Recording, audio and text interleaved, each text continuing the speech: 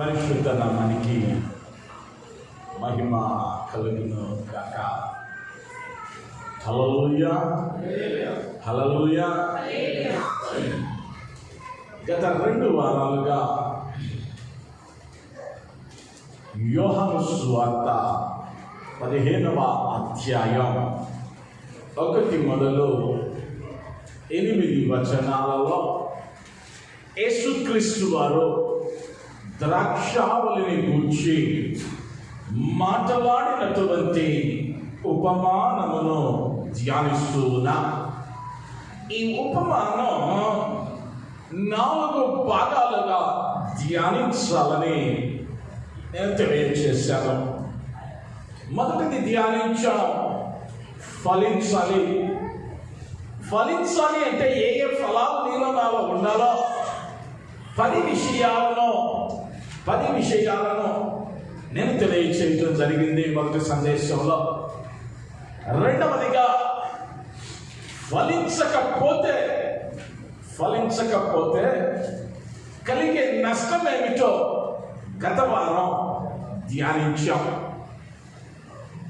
మూడవదిగా ఫలించాలంటే ఏం చేయాలి. నాలుగవదిగా ఫలిస్తే కలిగే ఆశీర్వాదాలు ఏంటి. ఈ దినమున ఫలించాలంటే ఏం చేయాలో మనం ధ్యానించబోతూ ఉన్నాం. ఏ ఫలాలు కావాలో విన్నా, ఫలించకపోతే కలిగే నష్టమేంటో విన్నా. ఇప్పుడు ఫలించడానికి సిద్ధపడటానికి ఆ ఫలాలు నీలో నాలో కావాలి అంటే ఈ కార్యాలు నీ జీవితంలో నా జీవితంలో తప్పనిసరి అయ్యుంటూ ఉన్నాయి, ప్రాముఖ్యమైనవి అయ్యుంటూ ఉన్నాయి. జాగ్రత్తగా రాసుకొనగలిగిన వారు రాసుకుంటూ మనసు నుంచి ఆలకిద్దాం. యోహాను సువార్త 15వ అధ్యాయం 7-8 వచనాలు. నా యందు మీరును మీ యందు నా మాటలను నిలిచియున్న యెడల మీకు ఏది ఇష్టమో అడుగుడి, అది మీకు అనుగ్రహింపబడును. దేవుని నామానికి మహిమ కలుగును గాక. హల్లెలూయా, హల్లెలూయా, హల్లెలూయా. నిద్రపోతున్నాడు మాత్రం హల్లెలూయా. చాలా మంది నిద్రపోతారు. నా మంచిది, మేలుకుందాం. ఏం చెబుతూ ఉన్నారో విందాం. మంచిది. ఆ వచనాన్ని మరి ఒక పర్యాయం చదువుతూ ఉంటే నేను చదువుతూ ఉన్నాను. నా యందు మీరును మీ యందు నా మాటలను నిలిచి ఉండిన యెడల మీకు ఇష్టమో అడుగుడి, అది మీకు అనుగ్రహింపబడును. నా యందు మీరు, మీ యందు నేను. ప్రభు అన్న మాట. నా యందు మీరు నిలిచి ఉండాలి, మీ యందు నా మాటలు నిలిచి ఉండాలి. ఆయన నీ యందు ఉండాలి అంటే మొదటిగా ఏం చెయ్యాలయ్యా అంటే నువ్వు నూతన సృష్టిగా మార్చబడాలి. నువ్వేమవ్వాలయ్యా అంటే మారు మనసు పొందాలి. నువ్వేమవ్వాలయ్యా అంటే సౌలు పౌలుగా మార్చబడిన రీతిగా నీ పాత పాప రోత జీవితాన్ని విడిచిపెట్టి నీవిప్పుడు నూతన స్వభావంలోనికి రావాలి. అందుకనే ఈ నూతన జననము లేదా మారు మనస్సు అన్న దానిని ఆయన క్రియలో చూపించాడు. బాప్తిస్మాన్ని గమనిస్తాం, నీటిలో ముంచి పైకి లేపుతూ ఉంటాం. అది దేనికి సాదృశ్యమయ్యా అంటే పాత వ్యక్తి ఆ నీటిలో పాతి పెట్టబడి ఒక నూతనమైనటువంటి స్వభావము కలిగిన వాడై తిరిగి జన్మించాడు అనటానికి సాదృశ్యంగా ఈ బాప్తిస్మాన్ని ఆచరిస్తాం. అంటే మొదటిగా నీవు ఫలించాలి అంటే క్రీస్తును ఎరగక ముందు నీ జీవితం ఎలా ఉందో, క్రీస్తును ఎరిగిన తరువాత ఆయన అంగీకరించిన తరువాత నువ్వు మారిన మనిషిగా ఉన్నావా లేదా పాత మనిషిగానే ఉన్నావా పరిశీలించుకోవాల్సిన వారమై ఉంటున్నా. అయ్యా మొత్తం ఒకసారి అంటే మారక కుదరదుగా, కొద్దిగా మారతా కుదరదు. కొద్దిగా మారతానంటే కుదరదు. పిండి 10 కిలోలు పిండి తీసుకో, గోధుమ పిండి. ఈ పూట దాన్ని పిసికి నానబెట్టా. 2 రోజుల క్రితం పులిసిపోయిన పిండి తీసి దానిలో పెట్టు. విత్ ఇన్ అవర్స్లోనే ఈ 10 కిలోల పిండినే ఈ 1/2 కిలో పిండి పాడు చేసేసింది. మొత్తం పులిసిపోయేటట్టు చేసింది. ఎందుకయ్యా అంటే ఈ క్రొత్తది ఎక్కువే ఉంది, కానీ పాతది కొంచెమే. ఆ కొంచెం పాత స్వభావం నీ నూతన స్వభావాన్ని పాడు చేసేది. జాగ్రత్త పడవలసిన వారమై ఉంటున్నా. మొదటిగా నీ ఆత్మీయ జీవితంలో ఫలించాలి అంటే నువ్వు నూతన సృష్టిగా మార్చబడాలి. క్రీస్తులోనికి నీవు వచ్చావంటే ఇదిగో పాతవి గతించును, సమస్తమును క్రొత్తమయము. మరి ఆ క్రొత్తదనం నీలో ఉందా పరిశీలించుకోవలసిన వారమై ఉంటున్నా. మారు మనసు పొందక మునుపు నీ నోట వచ్చే మాట ఎలా ఉంది? ఈరోజు నీ మాట మారిందా? ఇంతకు ముందు నువ్వు వెళ్ళే ప్రదేశాలు ఏంటి? ఆ ప్రదేశాలకు వెళ్ళటం మానేవా? ఇంతకు ముందు నువ్వు చూసేదేంటి? అవి చూడటం మానేవా? మారావా? ప్రశ్నించుకోవలసిన అవసరం ఎంతైనా ఉన్నది. కొన్ని పర్యాయాలు క్రీస్తులో ఉన్నామనుకుంటూనే మారు మనస్సు లేని జీవితాలు మనం జీవించేస్తూ ఉన్నామేమో. నువ్వు ఫలించాలి అంటే నీవు ఆయన యందు, ఆయన మాటలు నీ యందు నిలిచి ఉండాలి. నిలిచి ఉండాలి అంటే నిత్యము ఉండాలి. అప్పుడప్పుడు ఆదివారం వచ్చే మాట కాదు, లేదా గురువారం ప్రైజులకో, శుక్రవారం ప్రైజులకో, లేదా మొదటి శనివారం కుటుంబాల కుడికో అట పలకరించేటటువంటి బంధువు కాదు ఆయన మాట. అది నిత్యము నీలో నిలిచి ఉండాలి. ఆ మాట నీలో నిలిచి ఉంటే నువ్వు మారినోడివే. ఆ మాట నీలో ఉంటే నేనేం చేస్తా ఉంటుంది అంటే చూడకూడదు చూసిన వెంటనే ఒక ముళ్ళు గుచ్చుకెళ్తే అబ్బాయి తప్పు చేస్తున్నావు, అమ్మా తప్పు చేస్తున్నావు, ఈ మాట సరి అయింది కాదు అని నీలో ఉన్న పరిశుద్ధాత్ముడు, నీలో ఉన్న సజీవమైన వాక్యం నిన్ను హెచ్చరించింది. ఎప్పుడయ్యా అంటే ఆయన నీలో ఉన్నప్పుడు. ఆయన నీలో ఉండాలి అంటే నువ్వు నూతన స్వభావంతో నూతన సృష్టిగా మార్చబడాలి. మొదటిగా. రెండవదిగా మొదటి యోహాను పత్రిక 2వ అధ్యాయం, మొదటి యోహాను పత్రిక 2వ అధ్యాయం 6వ వచనం. ఆయన వాక్యము ఎవడు కైకొనును వానిలో దేవుని ప్రేమ. మొదటి యోహాను ఆయన యందు నిలిచి ఉన్నవాడనని చెప్పుకున్నవాడు ఆయన ఎలాగ నడుచుకొనెనో అలాగే తాను నడుచుకొన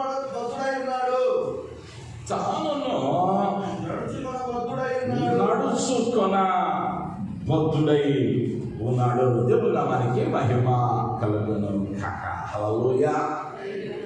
ఆయన యందు నిలిచి ఉన్నవాడని చెప్పుకున్నవాడు ఎలా ఉండాలయ్యా అంటే యేసుక్రీస్తు వారు ఎలా నడుచుకున్నాడో, యేసుక్రీస్తు వారు ఎలా నడుచుకున్నాడో అలాంటి నడతని జీవితంలో ఉండాలి.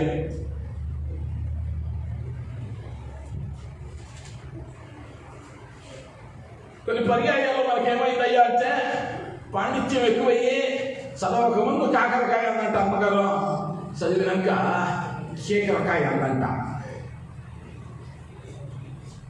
మనం ఏమంటామయ్యా అంటే అయ్యా మేము ఆ రోజుల్లో లేవుగా, ఆయన అటు నడిచాడా మాకు తెలియదుగా నడవటానికి. ఆయన పోలి నడుచుకున్నాడంటే ఆయన నడను చూడాల.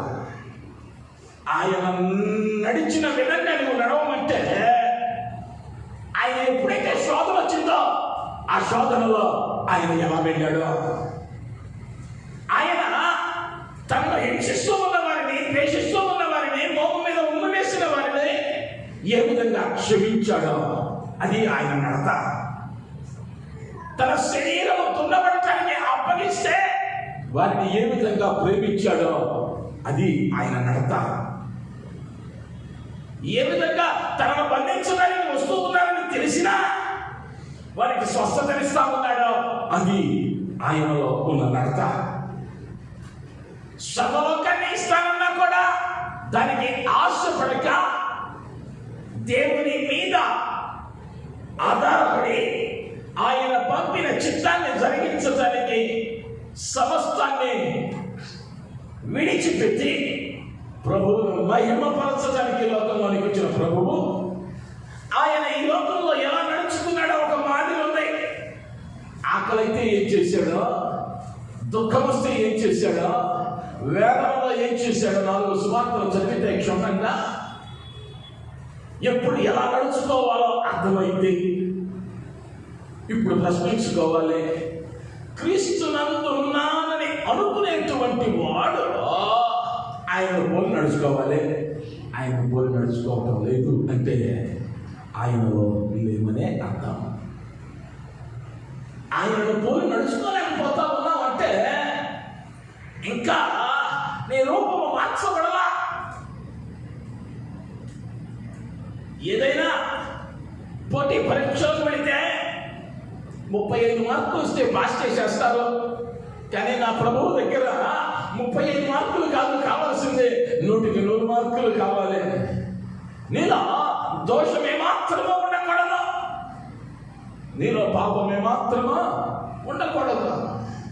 నువ్వు ఎలా మార్చబడాలి అంటే నిన్ను చూచిన వారు నీలో నా ప్రభువును చూడగలిగిన రీతిగా నువ్వు మార్చబడాలి. అందుకనే యేసుక్రీస్తు వారే లోకంలో ఉన్నప్పుడు ఒక చక్కని మాట చెప్పాడు, అయ్యలారా అది ఇది కాదు, నన్ను పోలి నడుచుకోండి అయ్యా సాలా అన్నాడు. నన్ను పోలి నడుచుకోనండి. నీకు మాదిరి ఎవరయ్యా అంటే నీ జీవితంలో ఫలించాలంటే, ఫలాలు పొందాలంటే, ఆశీర్వాదం కావాలంటే, ఆశీర్వదింపబడాలి అంటే ఈ యేసు ముందు పెట్టుకుంటే చాలు. ఆ యేసు నిన్ను నడిపించేవాడు, దాన్ని చూపేవాడు, బాధల్లో నెమ్మదిచ్చేవాడు. ఈనాడు ఏమైందయ్యా అంటే ఆయనలో ఉన్నామనుకుంటా ఉన్నాం, ఆయన రూపం మాత్రం మనలో కనిపించటంలా. క్రైస్తవులమని చెప్పుకుంటూ ఉన్నాం, క్రీస్తు రూపం లేదు. క్రీస్తు రూపం మనలో కరువైపోతూ ఉన్నది.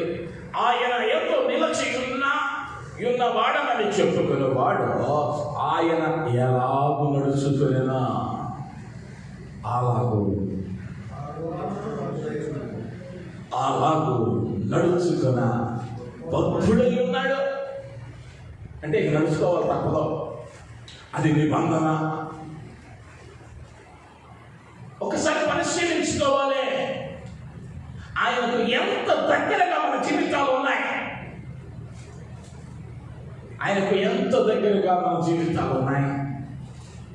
ఆయనను పోలి నడుచుకొనకపోతే ఆయన నీలో లేడు అన్న విషయాన్ని ఎరగాలి, ప్రయాసపడాలి. ఆయన నీతో ఉండేటట్లు. ఆయన నీలో లేకపోతే నీవు ఫలించడం అసాధ్యం. ఒకవేళ ఫలించవచ్చు, ఏం ఫలిస్తాయ్యా అంటే శరీర కార్యాలు ఫలిస్తాయి, లోక ఆశలు ఫలిస్తాయి, వాటిలో ఎదుగుతామేమో. కానీ కావలసినటువంటి ఫలాలు లేదా వెలుగు సంబంధమైన ఫలాలు, ఆత్మీయ ఫలాలు, ఆ దేవుడు ఎదురు చూస్తూ ఉన్నటువంటి ఫలాలు నీలో కలువయ్యే ప్రమాదం ఉంటున్నదే. ఎంతగా నీవు నలుగు కట్టుకోగలుగుతూ ఉన్నావు. నేను ఎప్పుడు జ్ఞాపకం చేసేది, అయ్యా భక్తి అంటే ఏదో కాలక్షేపానికి చేసే కాదు, కాలక్షేపానికి చేసేది కాదు భక్తి. భక్తి అంటే ఎలా ఉండాలయ్యా క్రీస్తుతో అంటే శ్రమను అనుభవించడానికైనా సిద్ధపడి ఉండాలి, దేనినైనా పెంటతో సమానముగా ఎంచగలగాలి. అపోస్తలుడైన పౌలు అదే అన్నాడు, సమస్తమును క్రీస్తు కొరకు నేను పెంటతో సమానంగా ఎంచా. దేనినైతే ఆయన కన్నా ఎక్కువగా ప్రేమించడం ప్రారంభించావో ఆయన నీలో లేడని అర్థం. మొదటిగా ఏముండాలయ్యా అంటే నువ్వు ఫలించాలంటే నూతన సృష్టిగా మార్చబడాలి. అంటే మారు మనస్సు ఉండాలి. ఆ మనస్సులో నిత్యము ఆయన కొలువై ఉండాలి. రెండవదిగా ఏం చేయాలి అంటే క్రీస్తును పోలి నడుచుకోవాలి. మూడవదిగా 1 యోహాను పత్రిక 3వ అధ్యాయం 6వ వచనం. ఆయన యందు నిలిచి ఉన్నవాడు ఎవడునో ఆయన యందు నిలచియుండు వాడెవడునో పాపము చేయడు పాపము చేయడు. పాపము చేయవాడు ఎవడునో పాపము చేయువాడు ఎవడునో ఆయనను చూడను లేదు, ఆయనను చూడను లేదు, ఎరుగను లేదు. ఎరుగును లేదు. దేవుని నామానికి మహిమ కలుగును గాక. హల్లెలూయా, హల్లెలూయా. ఆయన యందు నిలిచి ఉన్నవాడెవడునో పాపము చేయడా. ఒకవేళ పాపం మన దగ్గరకు వచ్చినా పాపాన్ని చూసి పరిగెత్తాడు వాడు. ఎవరయ్యా అంటే ఆయనలో నిలిచి ఉన్నవాడు. యోసేపు ఆయనలో నిలిచి ఉన్నాడు కాబట్టి ఒంటరి సమయాన ఎవరు చూడని వేళ పాపము చేయటానికి ప్రేరేపించబడిన పాపము చేయక పరిగెత్తాడు. పాపము చేయువాడు ఎవడో వాడు ఆయనను చూచి ఉండలేదు, ఆయన వారిని ఎరుగడు. నువ్వెవడో నాకు తెలియదయ్యా అంటాడు ఆయన. నువ్వు మందిరానికి వచ్చి ఉండొచ్చు, పాటలు పాడి ఉండొచ్చు, వాక్యం విని ఉండొచ్చు, బాప్తీసం తీసుకుని ఉండొచ్చు, బలలో పాల్గొంటూ ఉండొచ్చు, మానక కానుకలు ఇవ్వచ్చు. కానీ పాపము నీలో ఉంటే ఆయన నిన్ను చూసి మాట్లాడే మాట నీవెవడవో నాకు తెలియదు. నువ్వు ప్రభువును చూడలేవు. నీవు ఎవడవో నాకు తెలియదు అంటాడు. ఒకటే మాట, నీవెవడవో నాకు తెలియదు. దేవుడు మనకి మహిమ కలుగును గాక. హల్లెలూయా. అయితే మన జీవితాలు ఎలా ఉన్నాయి? పాపాన్ని ఏమన్నాడయ్యా అంటే ఆజ్ఞాతిక్రమమే పాపం. ఆయన చెప్పాడా? నువ్వు చేయలేదా పాపం. భక్తి చేస్తానే ఉంటావు కానీ చెప్పిన చెయ్యో కొత్త జోడిస్తాం. ఈరోజు క్రైస్తవ్యంలో నువ్వు చేయలేక దీని వల్ల కాక కొత్త పద్ధతులు, కొత్త సిద్ధాంతాలు, కొత్త బోధలు, వేదన. ప్రభు అంటా ఉన్నాడు, ప్రభు వాక్యం చెబుతా ఉంది, ఎవడైతే పాపములో ఉన్నాడో వాడు ప్రభువును చూడడు, వారిని ప్రభువు ఎరుగడు. పరిశీలించుకోవలసిన అవసరం లేదా? మనలో పాపం ఉన్నదా లేదా అని పరిశీలించుకోవలసిన అవసరం లేదా అన్నది జ్ఞాపకం చేస్తా ఉన్నాను. ఆజ్ఞను అతిక్రమించటమే పాపం. ఆది కాండము మొదలు ప్రకటన గ్రంథం వరకు ప్రభు అనేక విషయాలు నేర్పించాడు. ఇశ్రాయేలు జనాంగాన్ని మొదలుకొని మోసే ధర్మశాస్త్రం నుండి క్రొత్త నిబంధనలో ఆయనే స్వయాన యేసుక్రీస్తు వారే చెప్పాడు, నేను కొట్టివేయడానికి రాలేదు, నెరవేర్చడానికి వచ్చాను అన్నాడు. ఏదో ఒకటి తీసేయడానికో దాచేయడానికో లేదుగా. ఎందుకంటే దేవుడే చెప్పాడు. నువ్వు తీసేస్తానంటే దేవుడు ఒప్పుకోడు. తీసేయడానికో జోడించడానికి అవకాశమా లేదు. ఆయన ఏదైతే చెప్పాడో దానిని నువ్వు చేయని దినాన నువ్వు పాపంలో ఉన్నావు. ఏం కావాలి అంటే పశ్చాత్తాపడాలి. పాపము నీలో ఉంటే నువ్వేమి నరహత్య చేయక్కర్లా, దొంగిలించక్కర్లా, వ్యభిచరించక్కర్లా, అల్లరితో కూడిన ఆడపాటలక్కర్లా. ఆయన చెప్పిన పని చెయ్యకపోతే పాపం వాక్యం. జాగ్రత్తగా ఉండవలసిన పాపము మన గృహాలలో ఉన్నదా? ఉంటే దేవుడు లేనట్లేదు. గృహంలో పాపపు కార్యాలు మన గుమ్మలోనికి ప్రవేశిస్తూ ఉన్నాయా? పరిశీలించుకోవలసిన వారా. నువ్వు మార్చబడకపోతే, మారు మనస్సు లేకపోతే, నూతన సృష్టిగా మార్చబడకపోతే నువ్వు ఫలించవు. రెండవదిగా క్రీస్తును పోలిన నడత నీలో లేకపోతే నువ్వు ఫలించవు. మూడవదిగా పాపము నీలో ఉంటే నువ్వు ఫలించవు. నువ్వు ఫలించాలంటే పాపము నీలో ఉండకూడదు. ఎవడు కూడా విత్తనాన్ని కొండ మీద చల్లడు, మంచి నేలలో ఎత్తుకుంటాడు. ఒకవేళ నేల సరిగా లేకపోతే దాన్ని దున్నిస్తాడు, దాన్ని చదువు చేస్తాడు. అన్ని స్థలాలకు నీరు ఒకే మారిగా పారే విధంగా అనుకూలపరుచుకుంటాడు. నీ జీవితం కూడా ఆయన యొక్క ఆశీర్వాదాలు అనేటువంటి నీటి ఊట పారునట్లుగా దాన్ని సరిచేసుకోవలసిన అవసరం ఎంతైనా ఉన్నది. నాలుగవదిగా అదే మొదటి యోహాను పత్రిక 3వ అధ్యాయం 22వ వచనం. మరియు మనం ఆయన ఆజ్ఞలను కైకొనొచ్చు. ఆయన ఆజ్ఞలను కైకొనొచ్చు. ఆయన ఆజ్ఞలను కైకొనువాడు ఆయన దృష్టికి ఇష్టమైనవి చేయించున్నాము కనుక. 24 చదవన్నా. ఆయన ఆజ్ఞలను కైకొనువాడు ఆయన ఆజ్ఞలను కైకొనువాడు ఆయన యందు నిలిచియుండును. ఆయన యందు నిలిచియుండును. ఆయన వాని యందు నిలిచియుండును. ఆయన వాని యందు నిలిచియుండును. ఆయన మన యందు నిలిచియున్నాడని ఆయన మన యందు నిలిచియున్నాడని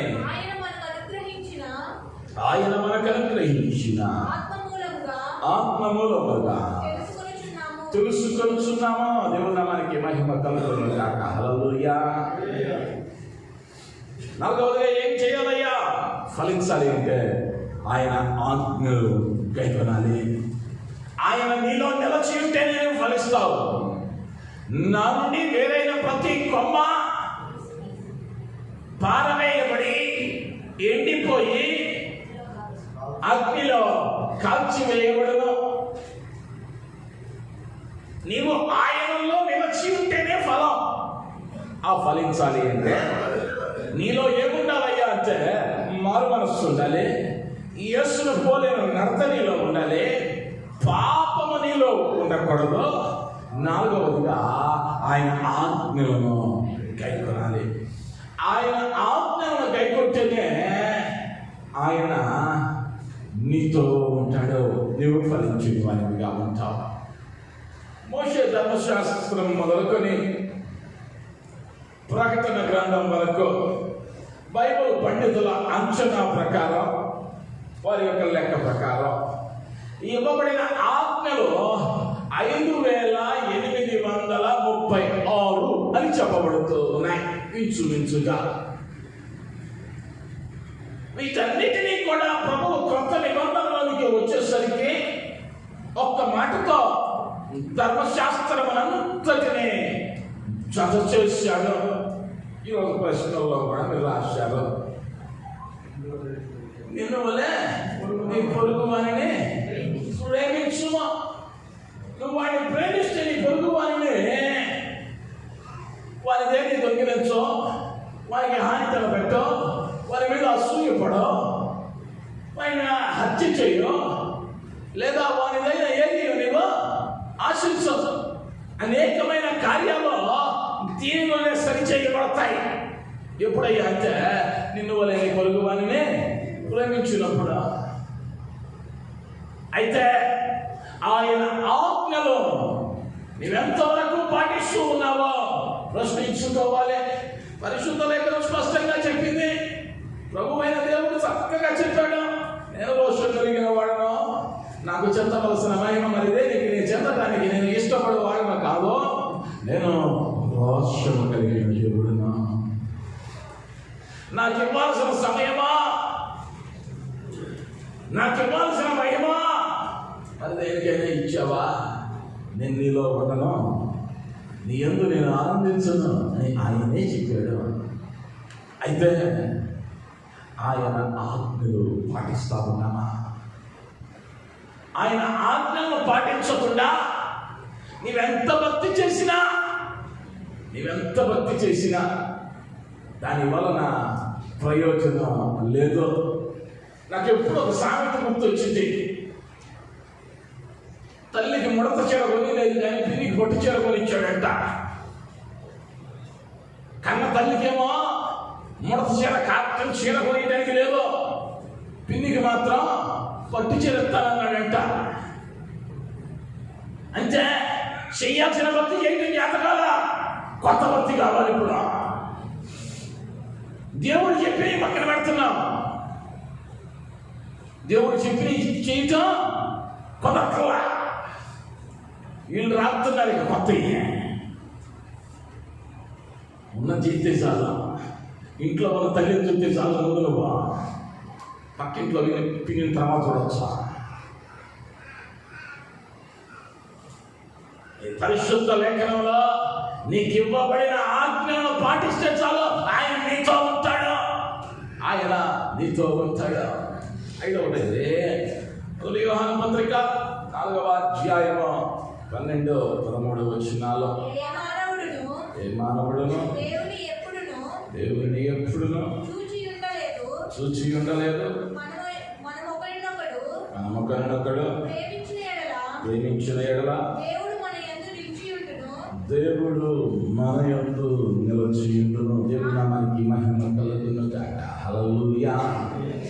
ఎప్పుడు దేవుడు నిలిచియుంటాడు అంటే మనం ఒకరినొకడు ప్రేమించిన ఎడల. ఆత్మీయ ఫలాలలో మొదలైనటువంటి ఈ ప్రేమను గురించి అనేక పర్యాయాలు మాట్లాడటం జరిగింది. 1 కొరింథీ పత్రిక 13వ అధ్యాయంలోనికి వెళితే, దేవదూతల భాషలతోనూ మనుషుల భాషలతోనూ నేను మాట్లాడినాను, ప్రేమ లేని వాడనైతే మోకిడి కంచును గడగడవాడు తాళములై ఉందును. 8వ వచనానికి వస్తే, ప్రేమ శాశ్వత కాలముండును, ప్రవచనములైనను నిరర్థకములను భాషలైనను నిలిచిపోవును, జ్ఞానమైన నిరర్థకములను. దేవుడు మనకి మహిమ కలుగును గాక. హల్లెలూయా. శాశ్వత కాలం ఏం నిలుస్తూ ఉన్నదయ్యా అంటే ప్రేమ. ముందు చెబుతాడు, అది ఉప్పంగలో అమర్యాదగా నడుచుకున్నదో, స్వప్రయోజనం ఆలోచించుకున్నదో, దీర్ఘకాలం సహించును, దయ చూపించును, ప్రేమ మత్సరపడదు, క్రమముగా ప్రవర్తింపదు, అది ఉప్పంగలో. దేవుడు మనకి మహిమ కలుగును గాక. హల్లెలూయా. ఆ ప్రేమ నీలో నాలో ఉందా? బదులాశించని ప్రేమ, బదులాశించని ప్రేమ. ఆ ప్రేమ నీలో నాలో కనిపిస్తూ ఉన్నారా? ప్రేమ నీలో లేదు అని అంటే ఒకటే గుర్తు, ఆయన నీలో లేడని అర్థం. నీవు నేను వెంపడిపోతా ఉన్నామేమో. మా తాత దగ్గర నుంచి మేమంతా భక్తిలోనే పెరిగామండి, వాస్తవమే. మరి ఫలాలు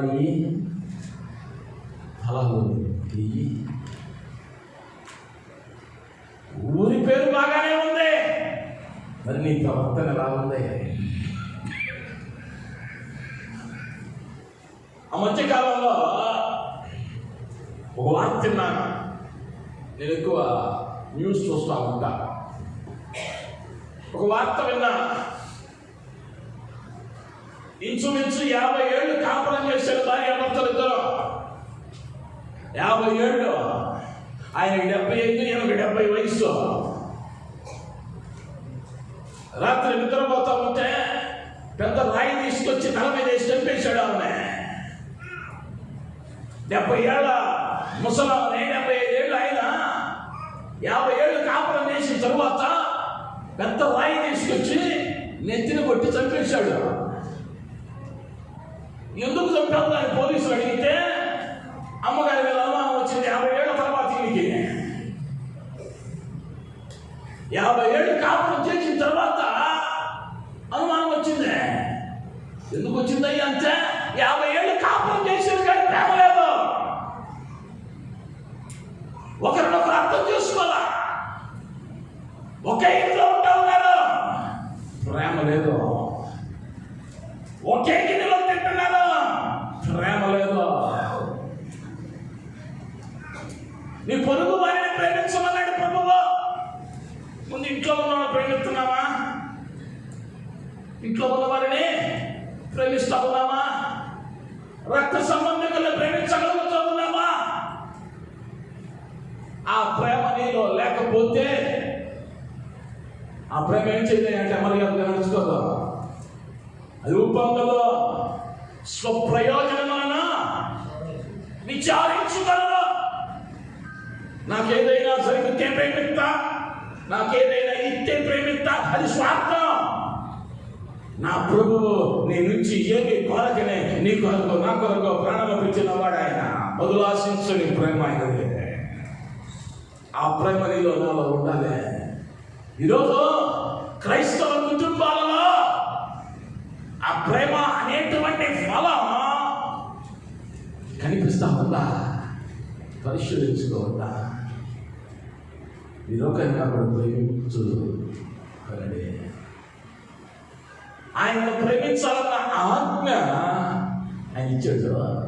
ఆ ప్రేమ నీలో లేకపోతే, నీ పొరుగు వారిని నువ్వు ప్రేమించలేకపోతే, కంటికి కనిపిస్తూ ఉన్నటువంటి తోటి వారిని నువ్వు ప్రేమించలేనప్పుడు, కంటికి కనిపించని దేవుని ప్రేమిస్తున్నాను అని అంటే నీ అంత పచ్చి అబద్ధికుడు మరి ఎప్పుడు లేడు. కంటికి కనిపిస్తూ ఉన్న భర్తనో భార్యనో బిడ్డలనో తల్లిదండ్రులను ప్రేమించని వాడు కంటికి కనిపించని దేవుడిని ప్రేమిస్తున్నాను అని అన్నాడు అంటే వాడంత అబద్ధికుడు మరి ఎప్పుడు లేడు.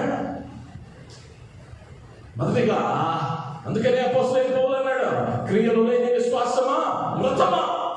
నీ ప్రేమ ఎక్కడ ప్రారంభం అవ్వాలి అంటే మొదట నీ ఇంటి 4 గోడల మధ్య ప్రారంభం అవ్వాలి. ఇప్పుడు సమాజంలో ఏంటయ్యా అంటే ఇంట్లో వాళ్ళు తప్ప ఊరందరినీ ప్రేమిస్తాం, రక్త సంబంధికులు తప్ప ప్రతి వాడిని ప్రేమిస్తాం, అడక్క ముందే పరిగెత్తాం. అయినోడు ఎంతటి వేదనలో ఉన్నా చూడకూడదు చూడడం. ఇదే ప్రభువు కోరుకున్న ప్రేమ. ఆయన అడగకని వెళ్ళాడు బెతెస్దా కోనేరు దగ్గరకు, స్వస్థత పడగోరుచున్నావా? ఎందుకయ్యా అంటే 38 సంవత్సరాల నుండి వాడు అక్కడ పడి ఉన్నాడని ఎరిగిన ప్రభువు వారి మీద జాలి పడ్డాడు. వాడెవడో ప్రభువు తెలుసా? ఇంతకుముందు ఎప్పుడు చూడాలి ఆయన్ని. దేవునికి ఆయన గుర్తించాడు వాడి స్థితిని. వెంటనే వాడు అడగకనే స్వస్థత పరిచాడు వాడిని. అది ప్రభువు ప్రేమ. అది ప్రభువు ప్రేమ. ఆ ప్రేమ మనలో ఉన్నదా? పరిశీలించుకోవాల్సిన అవసరం ఎంతైనా ఉన్నది అన్న విషయాన్ని జ్ఞాపకం చేస్తూ ఉన్నా. మొదటిగా ఫలించని స్థితిలోనికి నువ్వు రావాలంటే ఏం చేయాలయ్యా అంటే నూతన సృష్టిగా మార్చబడాలి, లేదా మారు మనస్సు పొందాలి. నువ్వు ఫలించడానికి రెండవదిగా ఏం చేయాలయ్యా అంటే క్రీస్తు యేసు వలె నడుచుకోవాలి.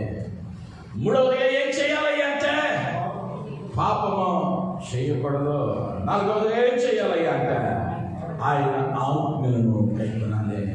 ఐదవదిగా ఒకరినొకరు ప్రేమించవలెను. చివరిగా 1 యోహాను పత్రిక 4వ అధ్యాయం 15వ వచనం.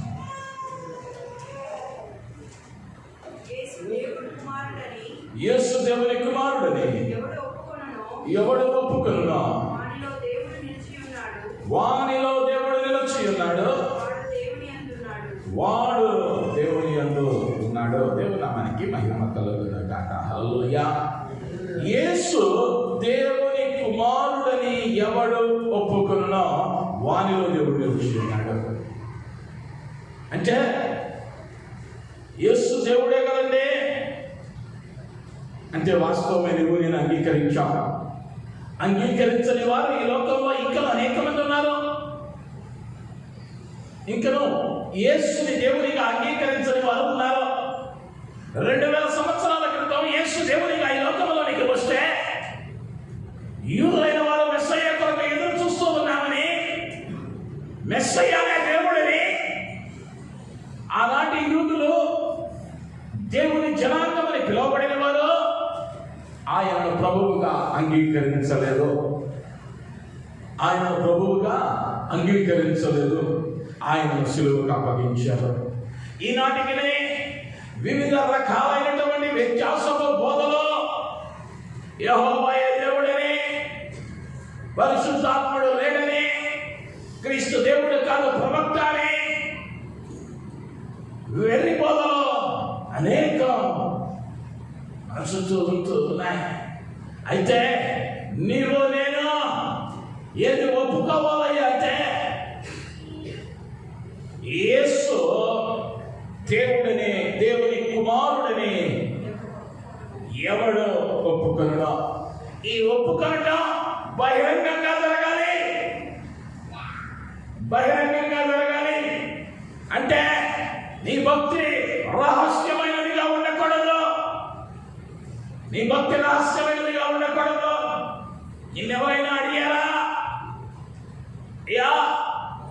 ఎవరిని పూజిస్తావంటే ధైర్యంగా చెప్పగలగాలి, యేసుని అని.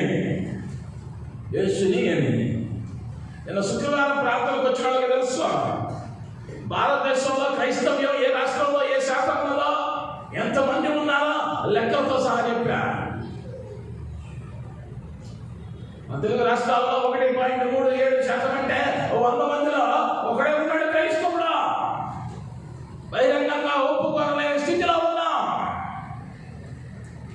అల్లాలో జరిగిన మణిపూర్లో 43% మంది క్రైస్తవులు ఉన్నారు. నాగాలాండ్లో 87% ఉన్నారు. వారందరూ బహిరంగంగానే ఒప్పుకున్నారు. 87% మంది, 127 మంది క్రైస్తవులు నాగాలాండ్లో. మణిపూర్లో 43 మంది, 100 క్రైస్తవులు ఉన్నా రాష్ట్రం మండిపోయింది.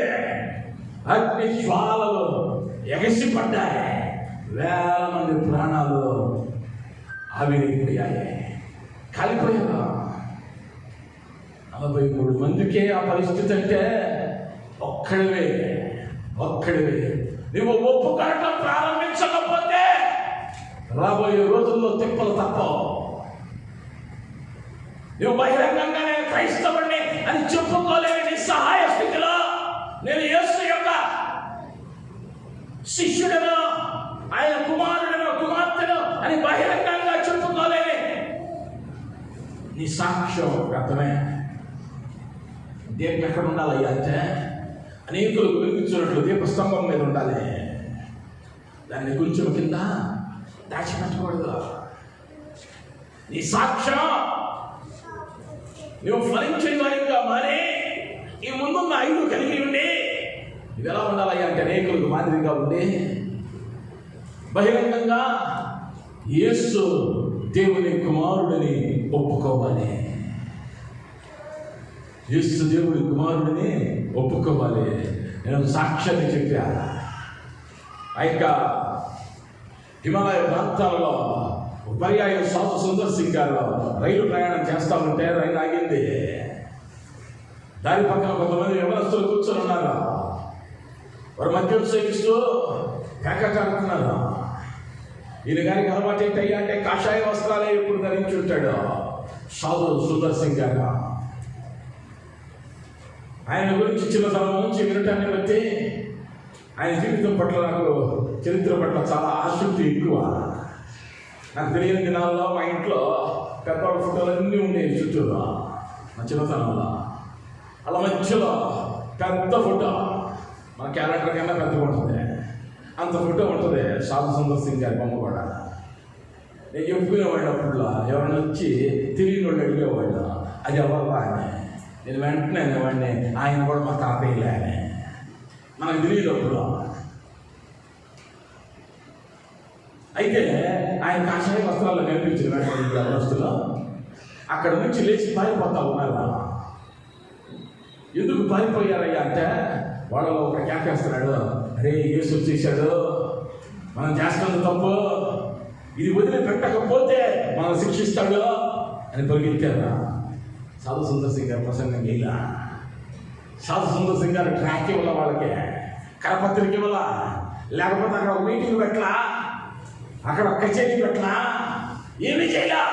ఆయన పాటికి ఆయన కూర్చున్నాడు రైలా.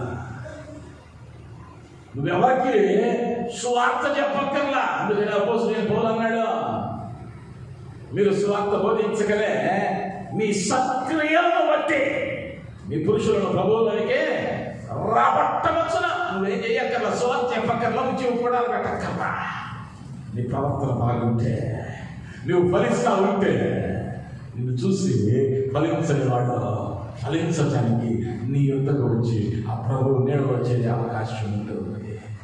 అయితే మొదటిగా నీవు ఆయనను దేవుని కుమారుడని నీ నోటితో ఒప్పుకొనగలగాలి. ఒప్పుకోగలుగుతూ ఉన్నామా? ఈ 6 కార్యాలు మనలో ఉన్నాయా? మనం ఆయనలో నిలిచి ఉన్నామా లేదా పరిశీలించుకుందాం. ఆయన యందు నిలిచి ఉంటే నీవు ఫలిస్తావు. ఫలించాలి అంటే ఈ 6 కార్యాలు ప్రాముఖ్యమైనవి. వీటిలో మారు మనసు పొందకపోయినా ఆయన నుండి వేరేనట్లే, ఆయన వలె నడుచుకోలేకపోయినా ఆయన నీలో ఉండడు, పాపము నీలో ఉన్నా ఆయన నీలో ఉండడు, ఆజ్ఞలను అతిక్రమించిన ఆయన నీలో ఉండడు, నీ తోటి వారిని ప్రేమించకపోతే ఆయన నీలో ఉండడు, ఆయనే ప్రభువుని నీవు ఒప్పుకోకపోతే ఆయన నీలో ఉండడు. మరి 6 కార్యాలు మనలో ఎంతవరకు ఉన్నాయి? ఆయన మనతో ఉన్నాడో లేదా? ఒక్క పర్యాయం కళ్ళు మూసుకొని ఆత్మ పరిశీలన చేసుకుంటారు. మనం ఫలిస్తూ ఉన్నామా, ఎండిపోతూ ఉన్నామా, పారవేయబడతా ఉన్నామా, కాల్చివేయబడటానికి అప్పగించబడుతున్నామా పరిశీలించుకుంటూ తిరిగి చిగురించేటువంటి అనుభవాన్ని దేవుడు ఇచ్చేవారు. కృప కలిగిన మా తండ్రి మీకు వందనాలు స్తుతులు. అయ్యా, ఇద్దరు మందు ఈ లేఖనాల ద్వారా ఇది మాట్లాడిన మాటలకి వందనాలు. ఫలించడానికి కావలసినటువంటి కార్యాలను గురించి అయ్యా మీరు మాట్లాడారు, మీకు వందనాలు. అయ్యా దయతో అయ్యా ప్రతి బిడ్డను మీరు దర్శించండి. అయ్యా ఫలించడానికి అనుకూలంగా బిడ్డలనైనా నీలో ఈ కార్యాలను కలిగి వారి మనస్సు నీ వలె నడుచుకుంటూ పాపము లేకుండా ఆజ్ఞలను పాటిస్తూ ప్రేమ కలిగిన వారిగా నేను ఒప్పుకొని వారిగా ప్రతి బిడ్డను మార్చు యేసు నామములో వేడుకుంటూ నాన్న తండ్రి. ఆమేన్.